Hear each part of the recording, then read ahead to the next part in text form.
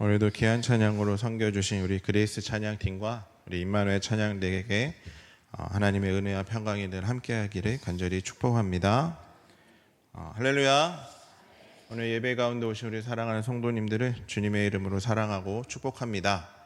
우리 옆에 분과 한번 인사하며 시작을 해볼까요? 잘 오셨습니다.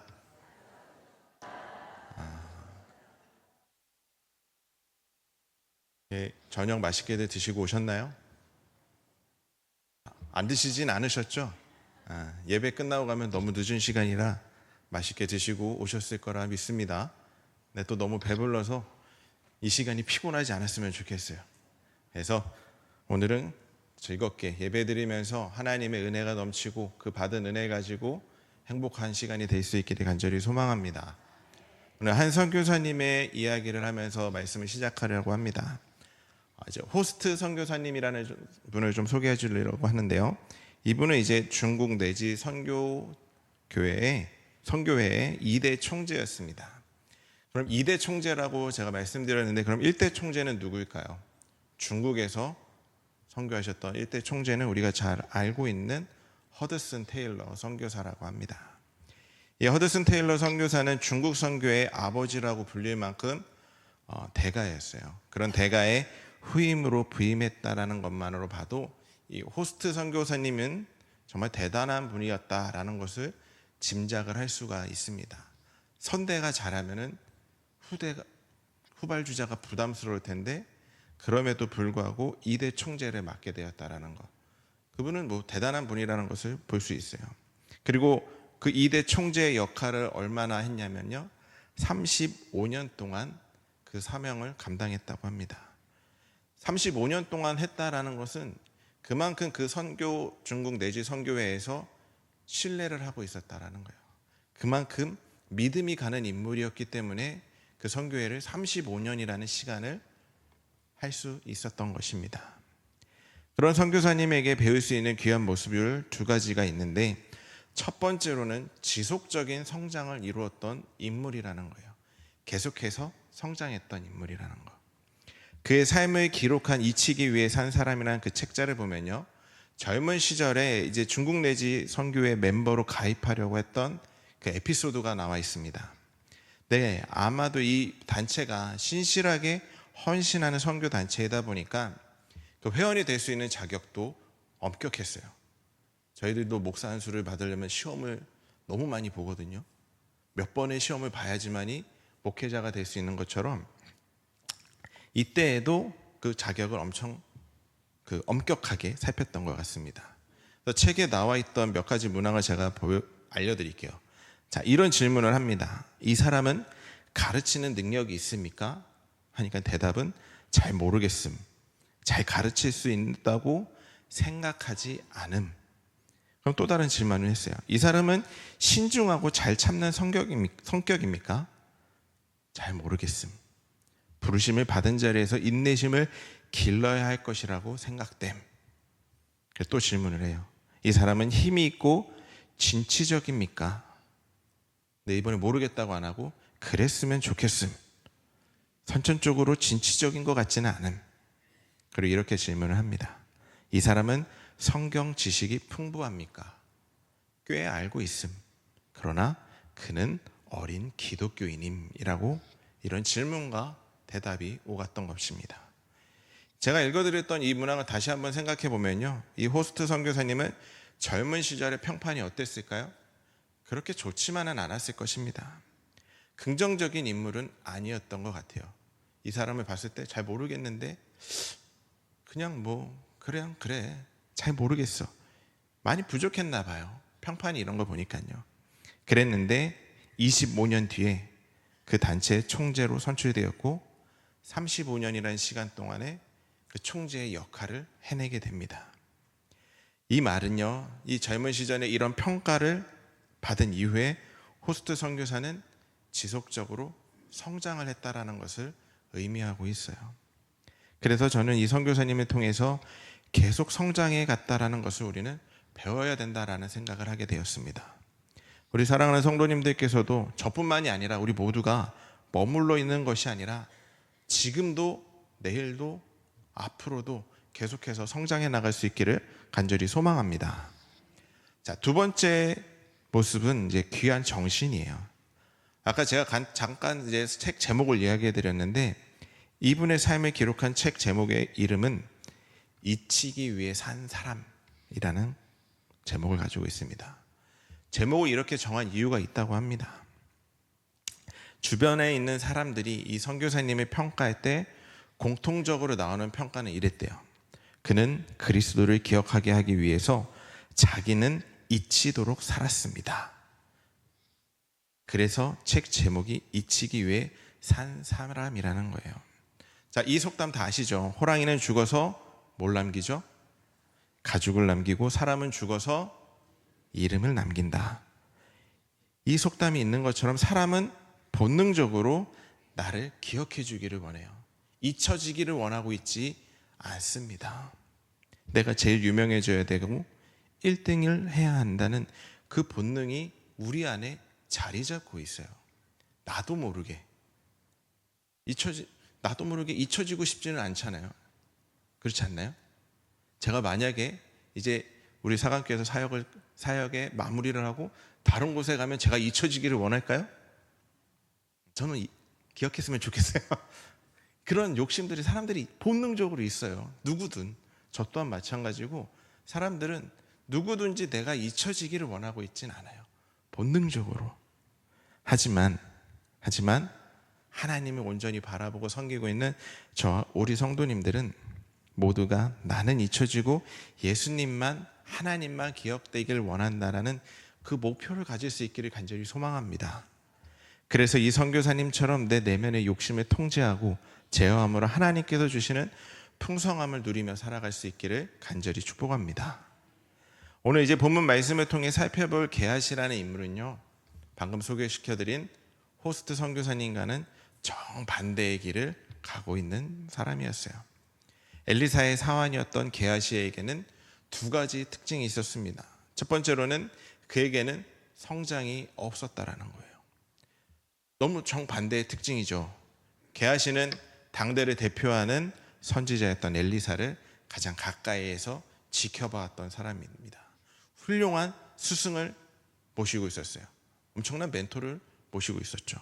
한글 성경에서는 게하시를 우리가 엘리사의 사환이라고 번역을 하고 있습니다. 그런데 더 정확하게 말하면 게하시는 엘리사의 수석 제자 역할을 했다고 보면 돼요. 결정적일 때 항상 게하시를 데리고 갈 정도로 측근직의 엘리사의 측근 중에 측근이었습니다. 그런데 불행하게도 게하시는 당신의 스승의 영향을 제대로 받지 못했어요. 엘리사 선지자가 갖고 있던 영혼에 대한 사랑과 긍휼, 그리고 스승 엘리야로부터 받은 갑절의 영감을 구해서 얻을 수 있었던 놀라운 능력으로 사람을 살리고 세우는 일에 사용하던 귀한 정신은 전수받지 못했습니다. 이것이 게하시의 가슴 아픈 첫 번째 특징입니다. 두 번째 특징은 그는 탐욕이 성장을 가로막은 인물이었다라는 거예요. 탐욕 때문에 그가 성장하지 못했다라는 거. 아람의 군대 장관 나하만이 나병을 고침받고 선지자 엘리사 선지자에게로 예물로 감사의 마음을 전하고자 했습니다. 내 병을 고쳐줬으니까 얼마나 감사했어요. 내 아픔을 이겨낼 수 있는 힘을 준 게 얼마나 감사합니까? 그런데 엘리사는 그럴 필요 없다고 사양을 하게 돼요. 그 모습이 열왕기하 5장 16절 말씀에 나와 있습니다. 우리 함께 읽어보겠습니다. 이르되 내가 섬기는 여호와께서 살아계심을 두고 맹세하노니 내가 그 앞에서 받지 아니하리라 하였더라. 나하만이 받으라고 강건하되 그가 거절하니라. 아멘. 엘리사, 이 말씀을 보면요, 엘리사가 얼마나 청렴한 사람인 줄 알 수 있어요. 그의 중심에 청렴함을 가지고 있다는 것을 볼 수 있는데, 그것이 바로 선물 사양입니다. 그런데 문제가 뭐냐 하면 수석 제자 같았던 게하시는 스승의 그런 중심을 배우지 못했다라는 거예요. 그는 스승 엘리사의 마음 중심을 귀하게 여기지 못하고 오히려 못마땅하게 생각했습니다. 그 모습이 열왕기하 5장 20절 말씀에 나와 있습니다. 우리 함께 읽어보겠습니다. 하나님의 사람 엘리사의 사환 게하시가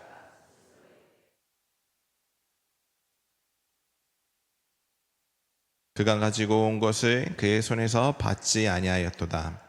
여호와께서 살아계심을 두고 맹세하노니 무엇이든지 그에게서 받으리라 하고.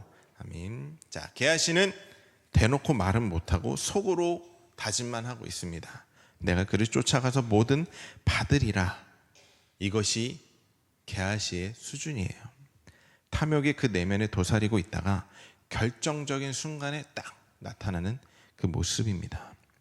그 탐욕이 게하시를 어디까지 끌고 가는지 한번 읽어보겠습니다. 우리 열왕기하 5장 21절 22절 말씀 함께 읽어보겠습니다.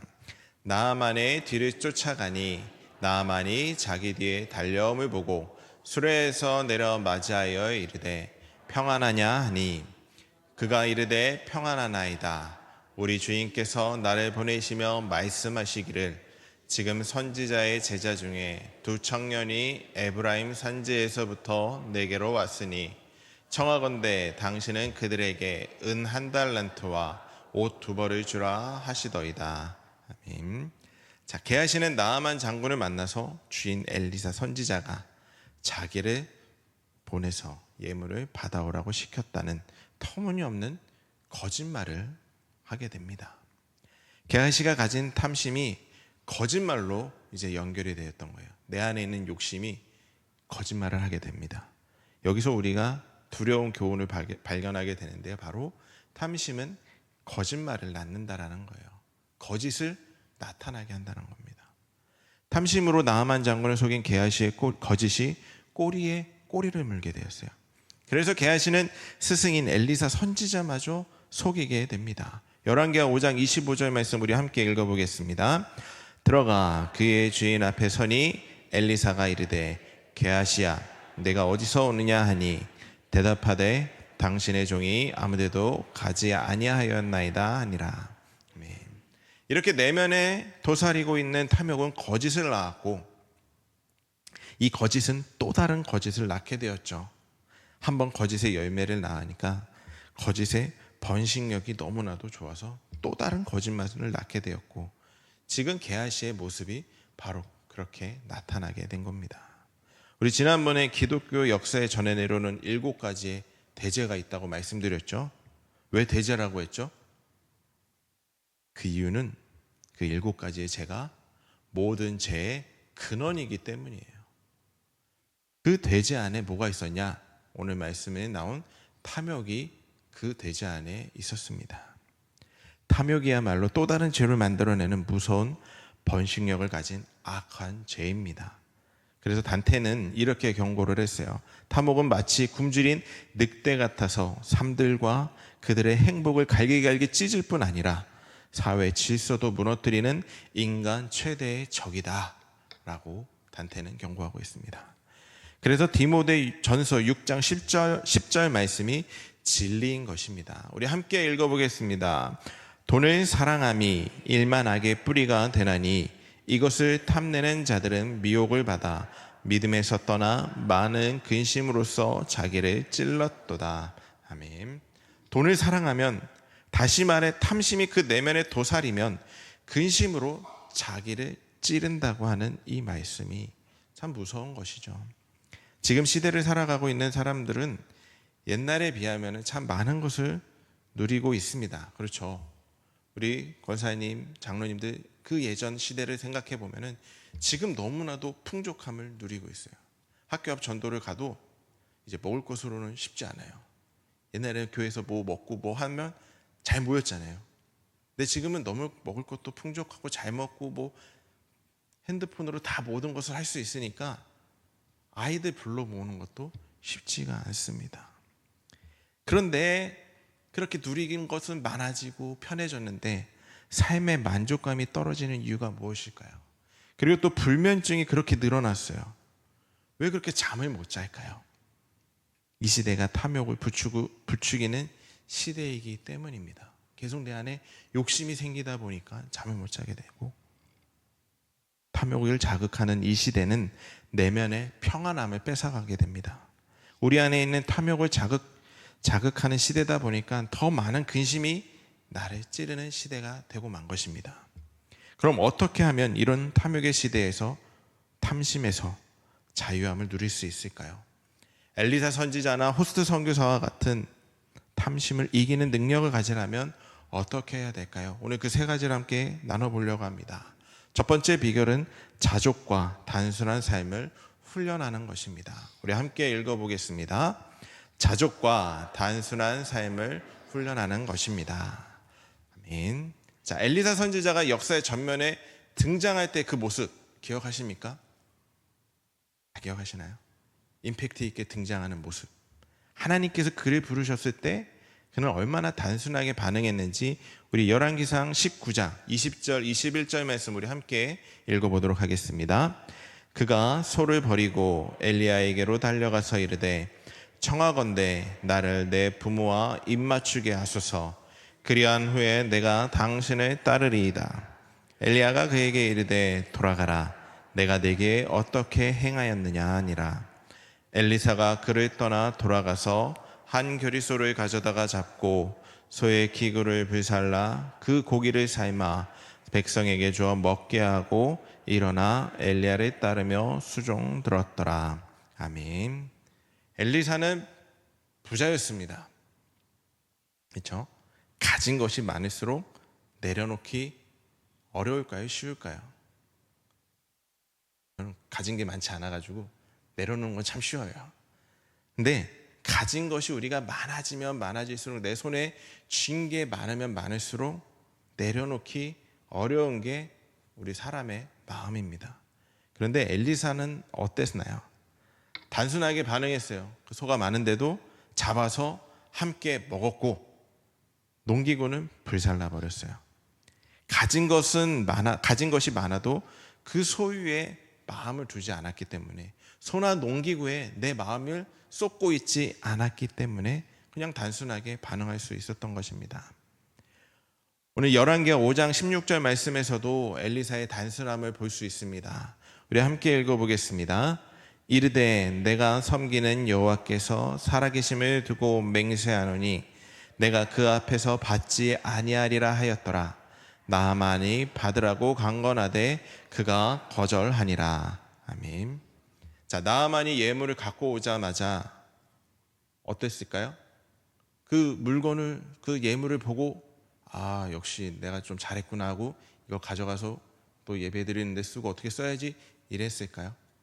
그렇지 않았죠. 그냥 아무 고민 없이 이것저것 복잡한 이야기 없이 하나님이 하신 일인데 내가 선물을 받을 수 없다라고 거절을 하게 됩니다. 다른 이유도 없어요. 그냥 그게 전부였어요. 거창한 이유나 복잡한 설명 없이 하나님이 하신 일이기 때문에 나는 이 선물을 받을 수가 없다라고 말하는 것입니다. 오늘날 현대인들이 잠 못 자고 불안에 시달리는 것은 자승자박이에요. 자기 전에 생각을 너무 많이 하니까 잠을 못 이루는 거 아닙니까? 걱정이 많아지니까.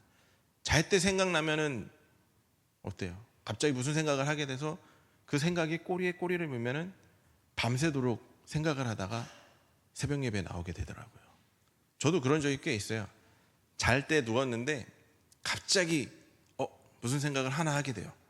근데 갑자기 이 생각이 대단해요. 그 꼬리를 또 물어요. 꼬리를 물다 보면은 잠깐 했는데 새벽 예배 가야 돼요. 알람이 울려요. 그런 경우들이 많아지게 되는 게 내 삶이 복잡하기 때문입니다. 걱정이 많아서 그런 거예요. 내 안에 있는 그 욕심이나 탐심 때문에 계속해서 꼬리에 물게 되는 것입니다. 자족과 단순한 삶에는 함수 관계가 있다고 생각을 해요. 그래서 이런 기준을 가졌으면 좋겠습니다. 하나님 앞에서 하나님만 높임을 받으시고 나는 이치기 위해 사는 사람이다. 하나님이 높임을 받으신다면 나는 세례 요한의 고백처럼 쇠하여져도 괜찮다. 이런 단순하고도 단순한 삶의 기준이 있다고 한다면 여기에 무슨 복잡한 생각이 끼어들 수 있을까요? 내 삶의 기준이 하나님이라면 복잡한 생각이 끼어들 수가 있을까요? 무리수를 둬서라도 흥하려고 하니까 머리가 터질도록 복잡한 거 아니겠습니까? 더 많은 것을 갖기 위해 생각을 하다 보니까 머리가 복잡해지는 거 아니에요. 하나님께서 허락하신 단순한 삶을 살아야 하고, 이 단순한 삶은 자족하는 마음에서 나온다는 사실을 기억하시기를 바랍니다. 빌립보서 4장에서 사도 바울은 자족과 관련해서 중요한 교훈 하나를 우리에게 알려주고 있습니다. 우리 빌립보서 4장 11절 12절 말씀 우리 함께 읽어보겠습니다. 내가 궁핍함으로 말하는 것이 아니니라. 어떠한 형편에든지 나는 자족하기를 배웠노니 나는 비천에 처할 줄도 알고 풍부에 처할 줄도 알아. 모든 일 곧 배부름과 배고픔과 풍부와 궁핍에도 처할 줄 아는 일체의 비결을 배웠노라. 아멘. 바울은요, 자족하기를 배웠다고 합니다. 바울과 우리의 차이, 그리고 엘리사와 게하시의 차이는 타고난 것이 아니라 배움의 차이예요. 엘리사는 성숙하게 태어났고 게하시는 미숙하게 태어난 것이 아니라는 것입니다. 11절 12절 말씀에 나와 있는 배웠노니, 배웠노라, 바로 여기에 차이가 있다라는 거예요. 사도 바울은 자족을 어디서 배웠다고 했나요? 모든 일 곧 배부름과 배고픔과 풍부와 궁핍에서 배웠다고 했습니다. 이 모든 것이 자족을 가르치는 바울의 교과서였습니다. 그 덕분에 그는 비천에 처할 줄도 알고 풍부에 처할 줄도 알게 되었던 것입니다. 사랑하는 성도 여러분, 요즘 하는 일이 잘 되고 점점 부해지고 계십니까? 그렇다면 내 안에 혹시 탐심이 있는지 없는지 점검할 기회가 왔다고 생각하시기를 바랍니다. 자족하는 것이 얼마나 큰 능력인지 한번 이번 기회를 통해서 테스트해 보시기를 바랍니다. 혹시라도 하는 일이 잘 안 풀리고 어려운 분들이 계시다면 기도하시기를 바랍니다. 그리고 지금이야말로 내 내면에 있는 자족이 작동될 때라는 사실을 기억하시기 바랍니다. 그리고 삶 속에서 이런 배움과 깨달음의 시간을 자주 만들어갈 수 있는 저와 여러분들이 될 수 있기를 간절히 소망합니다. 두 번째 비결은 내적인 결핍을 채우는 것입니다. 우리 함께 읽어보겠습니다. 내적인 결핍을 채우는 것. 아멘. 자, 나아만 장군의 선물 공세에 흔들리지 않았던 엘리사 선지자와 너무 흔들려서 나아만과 엘리사를 속이면서까지 뒤따라가 선물을 챙겨온 게하시의 차이가 무엇이냐면 내적인 충만과 내적인 결핍이라고 생각을 해요. 엘리사 선지자가 처음 하나님의 부르심을 받았을 때 소를 버리고 농기구를 불태워버릴 수 있었던 그 정신이 계속 유지될 수 있었던 것은 지금의 자기 삶에 만족함이 있었기 때문이었습니다. 내면의 결핍이 없을 때는 물질의 유혹에도 흔들리지 않게 된다는 거예요. 여기에 반해 게하시의 탐욕의 배경에는 채워지지 않는 내적인 결핍이 있었습니다. 자기 유익을 위해서 그렇게 쉽게 거짓말을 반복하는 것만 봐도 알 수가 있어요. 거짓말까지 해가면서 선물을 받아내려고 혈안이 되어 있던 그 게하시의 안쓰러운 이유가 바로 여기에 있던 것입니다. 그래서 바울이 말한 자족의 비결이 중요한 것입니다. 우리 빌립보서 4장 11절 말씀 우리 함께 다시 읽어보겠습니다. 내가 궁핍함으로 말하는 것이 아니니라. 어떠한 형편에든지 나는 자족하기를 배웠노니. 우리 이어서 4장 13절 말씀 우리 함께 읽어보겠습니다. 내게 능력 주시는 자 안에서 내가 모든 것을 할 수 있느니라. 아멘. 바울은 자족을 배웠습니다. 그런데 그 자족의 원천은 바로 내게 능력 주시는 자 안에서 나온다고 말하고 있는 거예요. 바로 하나님 안에서 모든 것을 할 수 있다라는 것입니다. 우리는 이 사실을 잊어서는 안 돼요. 우리의 내면을 채워주시는 바로 주님이십니다. 우리 내면이 주께서 채워주시는 풍성함으로 가득 찰 수만 있다면 바울과 같이 복음을 전하다가 감옥에 갇히는 일을 당해도 흔들림이 없게 되는데, 그것은 능력 주시는 주님 안에서 그 내면이 꽉 차 있기에 자족할 수 있기 때문입니다. 바울이 감옥에서도 감사할 수 있었던 비결이 여기에 있습니다. 주님으로 채워지면 내 안에 탐욕이 힘을 쓸 수 없게 될 줄 믿으시기를 바랍니다. 사랑하는 성도 여러분, 탐심을 몰아내려고 애쓰기보다는 우리의 내면을 주님 한 분만으로 풍족해지도록 채우시기를 바랍니다. 내 안에 주님을 더 모시기를 바라요. 그렇게 내면의 세계가 풍요로워질 때 세례 요한이나 호스트 선교사와 같이 주님만 흥하시다면 나는 망해도 괜찮다. 나는 위치기 위해 사는 존재라는 그 놀라운 고백이 가능하게 됩니다. 저 우리 사강교회 모든 성도님들께서도 주님이 내 안에 가득하여서 함께 이 고백을 해나갈 수 있기를 간절히 소망합니다. 세 번째 비결은 흘려보내는 삶을 실천하는 것입니다. 우리 함께 읽어보겠습니다. 흘려보내는 삶을 실천하는 것입니다. 자, 한 번은 엘리사의 제자가 먹을 것을 가져왔습니다. 당시에는 이제 흉년에다가 여러 가난한 신학도들과 함께 생활을 하다 보니까 결핍이 많은 상황이었어요. 그런 상황에서 먹을 것을 가져온 것입니다. 우리 열왕기하 4장 42절 말씀을 우리 세 버전으로 함께 읽어보겠습니다. 어떤 사람이 바알살리사에서 왔다. 그런데 맨 먼저 거둔 보리로 만든 보리빵 20덩이와 자루에 가득 담은 핵곡식을 하나님의 사람에게 가지고 왔다. 엘리사가 그것을 사람들에게 주어서 먹게 하라고 하였더니. 아멘. 여러 가지로 어려울 때 제자가 이렇게 먹을 것을 가져오니 얼마나 반가웠겠습니까? 그렇죠. 먹을 거 배고플 때 가져오면 얼마나 행복해요. 수요 예배를 제가 이렇게 준비하면서 저녁을 안 먹고 있다 보면은 가끔씩 이렇게 맛있는 것을 누군가 갖다 주세요. 너무나도 감사해요. 배고픈데 지금 당장 이것을 먹을 수는 없죠. 설교 전에는 먹으면 제가 힘들거든요. 그래서 나중에 먹게 되는데 누군가 이렇게 먹을 것을 갖다 준다는 때 너무나도 반갑고 감사합니다.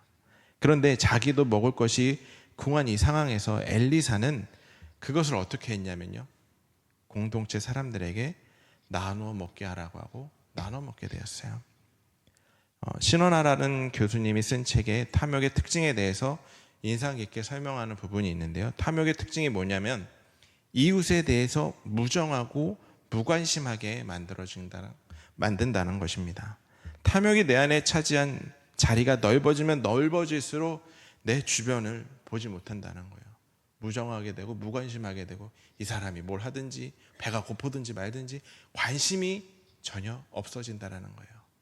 탐욕은 내 것만 챙기게 되다 보니까, 내 욕심만 챙기게 되다 보니까 주변이 보이지 않게 된다는 것입니다. 맞는 말이지 않나요? 내 것만 챙기고 내 것만 생기는 그 욕심이 생기다 보니까 주변을 보지 않게 되는 것.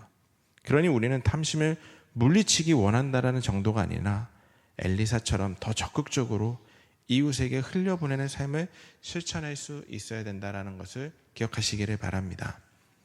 폴 스티븐스가 쓴 1391이라는 책이 있는데요, 그 책에서는 저자는 탐심을 이렇게 정의하고 있습니다. 자기가 가진 것보다 더 많은 것을 소유하고자 하는 열망, 이것을 탐심이라고 해요. 그럼 탐심의 반대가 성령의 9가지 열매 중에 하나 있습니다. 뭐가 있을까요? 무엇인지 맞히시는 분은 기쁨으로 오늘 예배를 마칠 수가 있을 것 같아요. 뭘까요? 성령의 9가지 열매 중에 양선이 있습니다. 양선을요, 교회 용어 사전에 찾아보면요, 이렇게 설명을 하고 있어요. 단순한 마음이 부드러운 차원을 넘어서 적극적으로 선을 행하는 상태라고 설명을 하고 있습니다. 우리가 탐심을 없애려고 노력하는 것보다 한 걸음 더 나아가서 적극적으로 선한 일, 연약한 이웃을 돌보는 일, 그들을 위해 베푸는 일에 마음을 쓰는 것이 양선이며 이것이 탐심을 무기력하게 만드는 비결이라는 것입니다. 그렇게 이야기를 하고 있어요. 사랑하는 성도 여러분, 우리는 우리의 성장을 방해하고 성령의 능력을 방해하는 우리 내면의 탐심의 문제를 반드시 해결해야 됩니다. 그래야 게하시와 같이 어리석고 초라한 삶을 살지 않을 수가 있게 돼요. 결국 탐심에 사로잡혔던 게하시는 어떻게 되는지 열왕기하 5장 27절 말씀에 나와 있습니다.